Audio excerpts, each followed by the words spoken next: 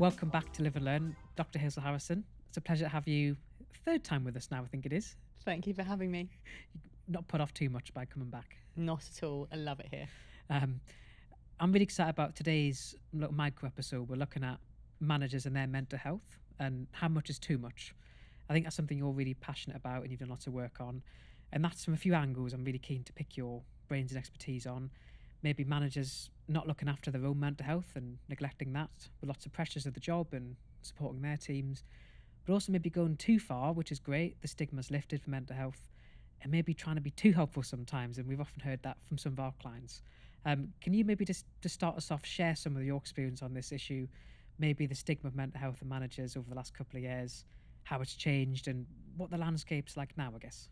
We've definitely done a great job in raising awareness for mental health and helping people to understand that we all have mental health. This is not something that is just a select few, that we all have mental health that we have to take to look after and nurture, and that there are certain mental health problems that we can encounter. And it's very likely, actually, that many of us will throughout our life at some point or another, particularly things like anxiety and depression, very common mental health problems that we may all grapple with. So for managers, it's really important that they understand what those things are and that they know how to spot those signs, because to be able to be helpful to their team, to their employees, they need to know if they maybe are struggling, and to help. We can't always see it ourselves when we're experiencing mental health problems. We may have noticed a few things changing, but sometimes it is that outside perspective that can be useful in helping us to see that maybe we're not as well as we thought we were. So definitely the stigma's lifting. We are getting better at educating people about what mental health difficulties look like, and particularly the very common ones. So I think that's, I would absolutely make sure that you know those and that you're aware of what that looks like in the workplace, and also the way that it may affect someone's work in the workplace. For example, things like depression has a massive cognitive element to our thinking processes, our decision-making processes. So that's going to impact on work for a little bit while someone gets the right help or treatment for whatever they're experiencing. So it's really helpful for a manager to be aware of that. But of course, what we do find sometimes is that bit that you described where a manager is really great at taking care of the rest of their team, but actually in doing so neglects themselves. And there are lots of metaphors that we can use to kind of make sense of this. A very common one is that idea of putting on your oxygen mask in an airplane before helping other people out with theirs. Another one is perhaps thinking about the fact that, you can't pour from an empty cup, and that idea of actually making sure that you keep yourself topped up in order to top up those around you. These metaphors are useful, but I think we have to then also think, so what does that look like? And some practical tips to it, if you're a manager and you're listening to this, what does that really look like for me? And so one is about recognizing your own mental health plan, having your own kind of wellbeing map. And I've worked with video arts a lot on this, and actually how we build a wellbeing map so that we know the things that actually make a difference to our daily life and how we look after our wellbeing.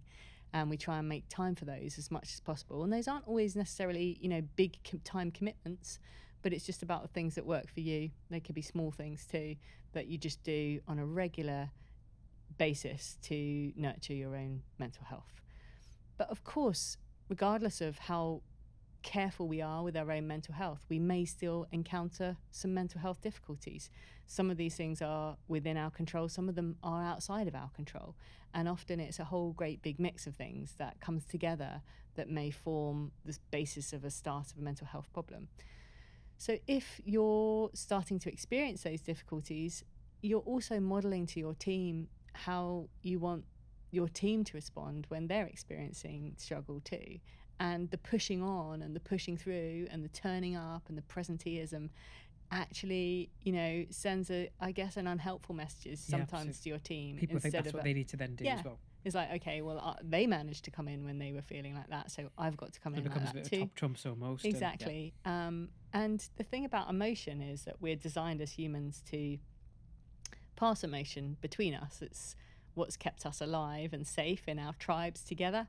So if you are struggling and you're in a team, you may be passing that experience, that emotional experience, to the rest of your team too. You may not be doing them any favors by being there, but actually finding it difficult to be there. So you've got to decide that. And that's a tricky thing to balance. And there's no easy way. I can't say, well, if you're a 7 out of 10, then you should do, it doesn't work like that, does it? Doesn't work like that. You have to figure out, when is it good for me to take some time away? When is it good for me to be there?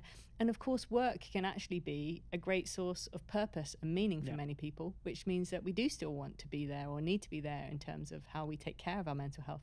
For some people, not being there can feel like it's damaging their mental health. You can lose some sense of purpose. Yeah, definitely.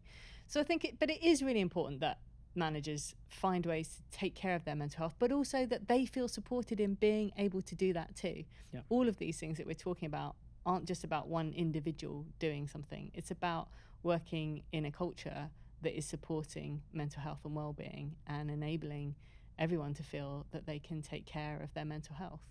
Because I think there's probably a misconception, or some people take it on themselves. Maybe you become a manager or a leader or senior leader, and part of the gig is therefore you're expected to be strong in certain situations or carry more pressure. And maybe that's true to some extent, but there's also what you described there. There's another side of the coin, isn't there, which is that's not always healthy for you as an individual, but also by setting that tone for your team, and then they learn off that. And it's a bit of a spiral, isn't it? Or can be. And I think strong, needs to probably be redefined. So perhaps there's that sense that strong maybe used to mean turning up regardless of how you feel, and now maybe strong means recognizing that you might need to take a little bit of time now so that you are able to continue, or that you need to behave in a certain way or do certain things to take care of yourself. And that is strength in a different way. Being smart about how you use your energy when you're struggling is strong. Being able to recognize that there are challenges and difficulties is strong.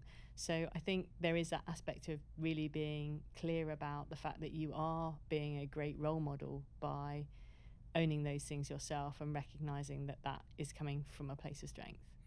And what about, I've probably seen some, or clients have shared with me, maybe managers getting the message, which is great, but maybe trying to take on their team struggles too much. And I guess boundaries as a manager with supporting your team's mental health is probably something you've come across quite a bit as well, I imagine. Yes, definitely. So we were talking about the importance of knowing the signs and symptoms for common mental health problems. Absolutely, really important for managers to know that. Knowing where they can signpost people for support, really valuable. Knowing how to create a supportive environment and enabling people to come to them if they are struggling, and trying to find that space to hear from others about perhaps if they feel that there's been a change in their own mental health and they want to go and talk to their manager about it. Really important that manager creates space to hear that so that they can think about helping and supporting. But I think there is this temptation then to perhaps shift too far beyond those things that I think are the role of a manager to something that then becomes not really the role of a manager. Or the feeling to solve things, which necessarily feel that they need to, they can't, or that they want to give them their 5-step plan for overcoming depression. And we always end the kind of each episode with a live and learn and top tip. Could you maybe, last 10 years, your experience, share top tip for everyone listening in, I guess, on managers and their mental health? Or there's something you really shared with me a while back, which stuck with me as well, about because I've probably been guilty doing it, where you've said people to kind of resonate. People will say, "Oh, I had this, and this is what I did," but that can actually be the worst thing you can say, because it feels like you're belittling their issues. But people do it from a good place. They do, and they come from really a place of connecting. Yes. And sometimes that's appropriate to say. I found that. I experienced that too. Like, you're not alone in experiencing depression. I've had moments of depression too, or I've had moments of anxiety. There's that element which perhaps sometimes can be helpful, but I think 90% of the time it's actually not what someone wants to hear. No. If they've got themselves into a place where they've been able to come and say, this is what I'm finding hard right now, I don't think they want to hear about your story at that point in time. I think what they need to hear is that they've been heard, and that they are going to be supported, and that there's some things that they can think through together in terms of how perhaps this mental health problem may impact on their work temporarily, those sorts of practical things. But I think we all do it because we want to make that person we want to connect with that idea and that thing that they're experiencing, and we want to say we've been there too. But the challenge with that, and I suppose this would be my top tip actually, the challenge is like trying to be an expert in something that, like mental health, is can also backfire, because I might say, well, the thing you need to do, Simon, is like have a cold shower every morning. You know? Or wake up for John the 4 a.m. club on LinkedIn. Yeah, You've exactly. seen loads of stuff on that. Yeah, exactly. And then do this. And then when you're not doing those things, I'll feel annoyed that you're not doing the things that I think you need to do to get better.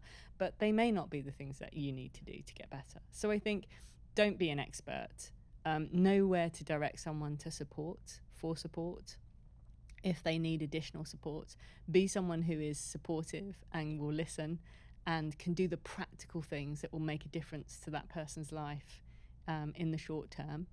But don't tell them how to get better from their mental health problem, or overshare your own experiences of mental health challenges at that point in time, because it may not be helpful.